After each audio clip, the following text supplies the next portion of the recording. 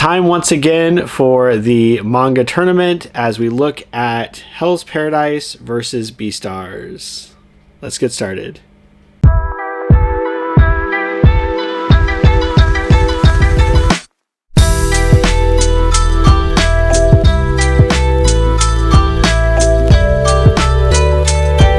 Hell's Paradise Volume 2, a series that unfortunately sees a very large dip in my enjoyment. I feel the overall quality of the story gets muddled in this volume. So let's talk about it and my ratings, why I ended up where I was at. For characters, this is going down to a 5. And remember that I'm trying to keep 5 as like an average. It was okay. The first half of this volume does not touch on the characters that we built up for the entirety of the first volume, hardly at all. It is instead dedicated to going through the backgrounds of these other characters that are on the island. I get a sense of maybe what they're going for in the future, but unfortunately, I don't think we spent enough time with our principal characters to really start bouncing around and not focusing on what we had built up so far. Instead, talking about these characters that we just met, going into all their backgrounds, like it was too much all clumped together at once. I would have rather liked to see this as these characters are introduced and they're playing a clear role in the story beyond the vague, we are all on an island and having to survive, and at some point we'll interact with each other. So a good number of the characters that we're getting the backgrounds for are not even directly influencing the main thread of the story that we're following. And I feel like that's a problem. For atmosphere and setting, I'm giving it a 7. There's something about the island that they're on that's not working for me on several levels. And they are trying to create this creepy vibe. I felt it was much more effective in Volume 1 when they were just talking about the people coming back and they had flowers blooming all over their body. The more answers we get, even though those answers come with more questions, I feel like it loses something of the mystique that was created in the first volume. And also the fact that through a lot of this, the characters don't seem threatened even by the larger problems on the island, the larger monsters on the island. And so the sense of foreboding that was built up in the first volume of how no one had ever returned from this island and it was such a dangerous place, that really seems to have fallen to the wayside. And so I felt like that dragged down the world building just a little bit for this volume.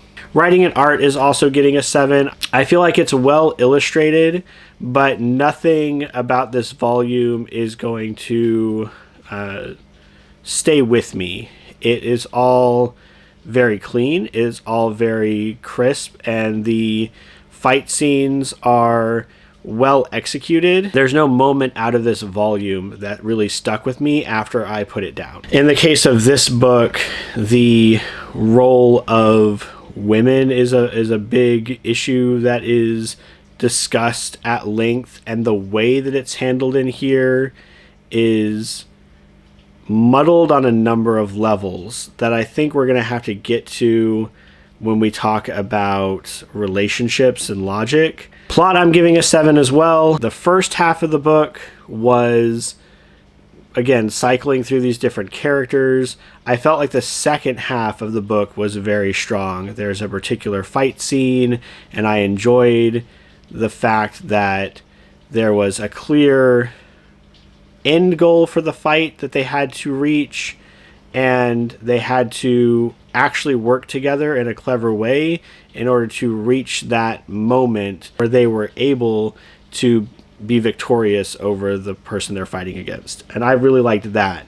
So that boosted it up. Without that, had this just been an entire book of B character backstories, it would have been much lower. But that ending, I do feel, was strong. Those moments where we are focused on Gabimaru and Sagiri, the characters that we built up so well in Volume 1, and they're now more coalescing into a partnership and into working together.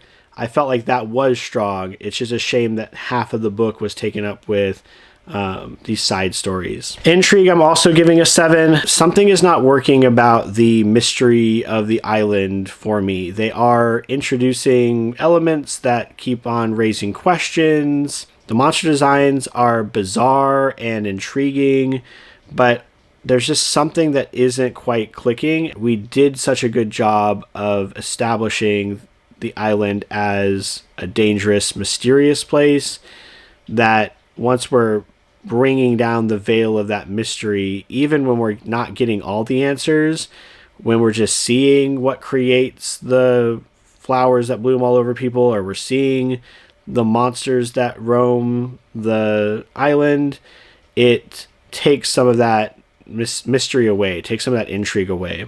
Now we get into logic and relationships, and this is where I have some of my biggest gripes, because there's a relationship in here that absolutely does not work. Sagiri is in an order of people who are like trained for beheadings, right? This was established in Volume 1. There's one of them is assigned to each of the criminals that took up this job to go to the island and find the elixir. And so there are many of her peers among the groups that are on the island. There's a lot of talk among the men who are in her organization about her being a woman and not being in the right place. She should just be married off, that she's not fulfilling her role. And it feels like in this volume, there's a disconnect between the messaging we're trying to deliver and the actual actions that the character is taking and how she behaves. It seems like the author wants to show that Sagiri is still a strong, independent person, that she is capable, that she is skilled. However, in the opening fights of this volume, she freezes up. She has to be rescued by Gabimaru. She is put into that damsel in distress kind of situation.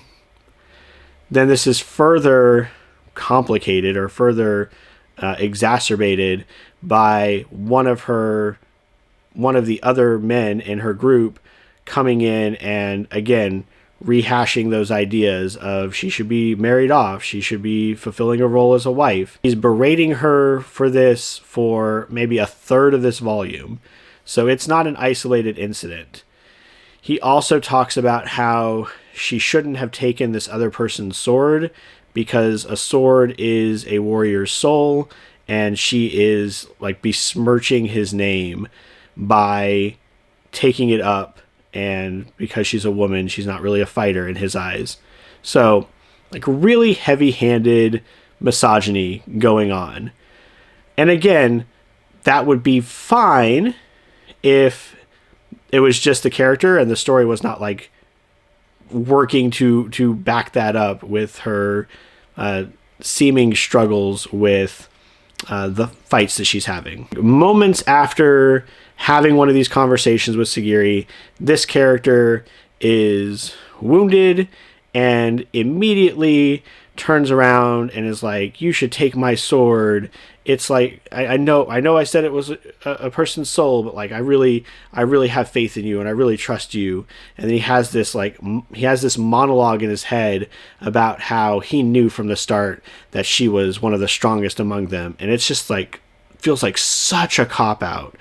And it leads to another one of these like philosophical diatribes that this author keeps putting in here about how Sagiri is going to walk the line between masculinity and femininity.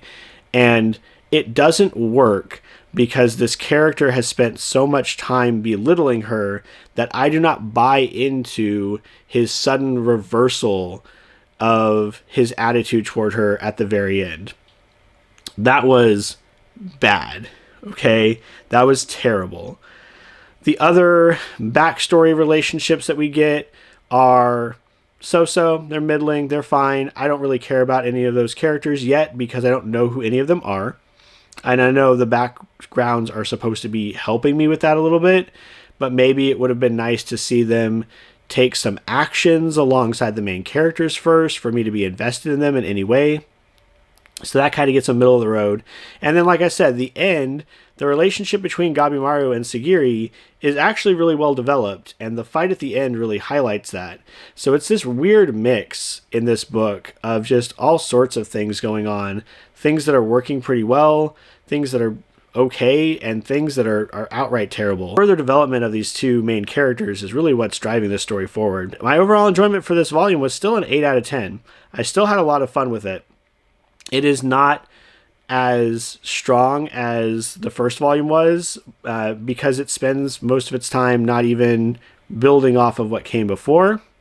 So I feel like that's kind of a misstep. But even in that, like I said, the backgrounds, the backstories were fine. They were interesting to a point. It's just I wasn't invested in these characters yet. I didn't feel like it was the right time to start diving into, background character 9's backstory. And then, like I said, the end fight is incredibly strong. I really had a lot of fun with that. And if that is where this book goes as it continues, if we have these fights where strategy is clearly highlighted, if we have these relationships and these bonds that keep strengthening and forming over the course of the story, that will be much better. But unfortunately, this particular volume, first half, was dedicated either to character backstories of characters I barely know, or the weird failed relationship thing they were trying to go with Sagiri and this other guy. It didn't work for me. Like half this book did not work for me. Hell's Paradise Volume 2 is going to get a raw score overall of 43, which is a 6.14 out of 10. So still decent, still okay. It would be like a 3 out of 5, and I feel like that's accurate. That's what I would give this on Goodreads. Let's see how it stacks up against the second Beastars. Beastars Volume 2 was also kind of a surprise for me. For characters in this one, I gave it a 7. I do feel like the characters here are overall pretty strong. It is an ensemble cast. There's a lot of moving parts, a lot of characters that they have to juggle, and I feel like the characterization's consistent. I really love Legoshi. The more that I see of him, the more I can understand the fandom and their love for this character. He's just the right mix of like innocent, but willing to stand up for things that he believes in. Lewis, he's this like arrogant kind of character. He's like the star actor in the drama club, and he does really toe this line between kind of an insufferable, self-aggrandizing person and someone who is willing to help and willing to do the right thing, maybe for the wrong reasons, but ultimately I don't think he's a bad dear person. He just is very arrogant and very sure of himself. This one also featured a lot of a Bengal tiger named Bill, kind of the antagonist of this volume.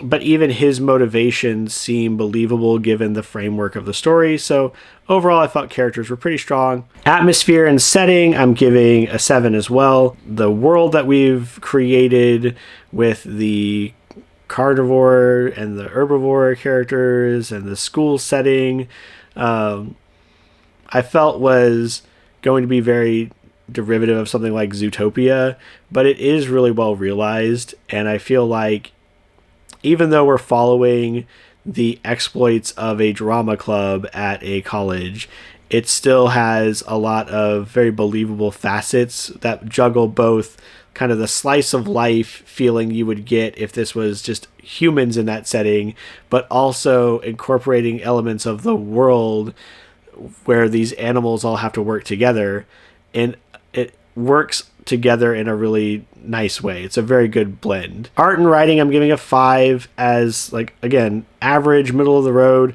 I think this is a higher rating than I gave Volume 1, and I did go back and look at Volume 1 art versus Volume 2 art overall. I do feel like the art style at times still has that kind of messy quality that Volume 1 did, but I don't think that this volume ever got as bad as some of the worst examples I could find from Volume 1. And as I mentioned in my review of the first one, I do think this is an artistic choice. I do think this is a stylistic decision. It's growing on me. It's gotten a little bit better, and I feel like it's good overall. And the characters, I feel like the characters' expressiveness came out a lot more in this one because tensions were a lot higher in a lot of the events of this particular story. Plot, I'm giving it 8 out of 10. I really did think that this was a very strong story for the volume, and it does like basically have an arc within just this volume that is like brought up and resolved within the one thing. I am still wanting them to get back to the murder mystery that they set up in Volume 1. For what this was, I thought it was very compelling. I thought it was shocking at points and had some very visceral moments. And again, I think that the author has a very clear vision of like what they want this drama club school story to be about. And it's much more heightened and much more emotional than I expected it to be, and deals with a lot of topics that I did not expect to come up in a title called Beastars that has these like dapper looking animals on the front covers. Intrigue, I gave a 6 out of 10. There's not a whole lot. Again, we haven't gone back to the murder mystery plot, so there's not a whole lot driving the story forward from this point because it was kind of the one story within this volume. However, like individual moments, individual beats did make me think like, okay, how is this going to continue? Oh, I didn't know this character was in this situation. What's really going on here? So there were enough things peppered throughout to keep to keep a reader interested, to keep a reader moving forward. It's just it doesn't have any of those like shocking moments, like those single panels or those single events that really like wow you and make you think what is going to happen next. For logic and relationships, I'm also giving this an 8 out of 10. I think this does very well with relationship building, even between some of the minor characters, playing off of this idea that you have some characters that are carnivores, you have some characters that are herbivores, and there's that immediate distrust that's always like below the surface. So the society has built up in a way where they can interact with each other, but always there's this feeling of like a tenuous relationship between the two. And then you have a character like Haru, who is in a way a very aggressive herbivore, a very aggressive rabbit. I won't spoil what happens in this volume, but I think that's an accurate way to describe it. And so it's just an interesting mix, and all the characters do feel unique. They do feel somehow fully realized, very fleshed out, and they all have their own independent motivations that stem from believable ideas given the structure of the story. So I did feel like the relationships in particular here were really strong. The overall enjoyment here was again an 8 out of 10. I had a lot of fun with this one, and even though it didn't bring up the murder plot, like I'm going to mention that a bunch, I'm sure.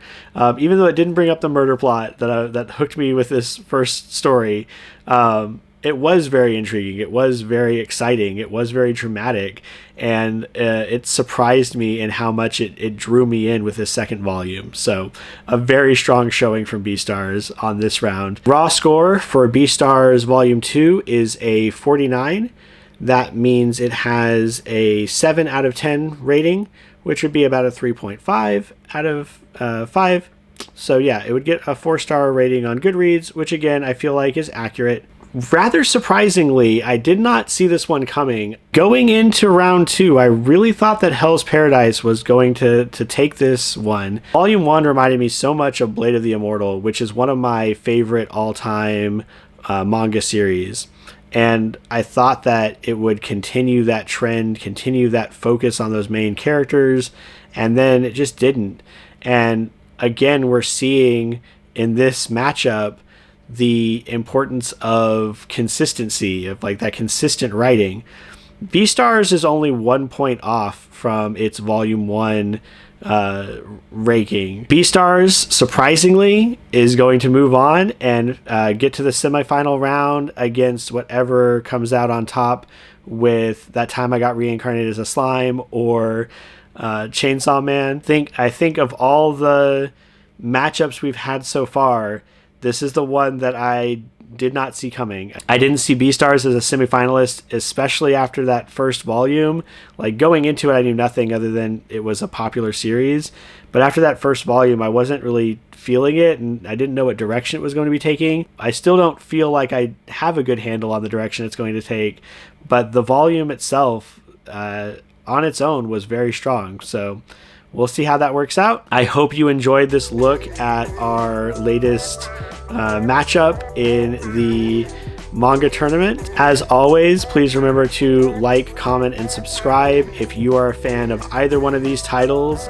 I love both of them. They were both very entertaining. So let me know down below what your thoughts are on Beastars, on Hell's Paradise, how you think they're going to match up against the next round. I hope your reading journey is going well.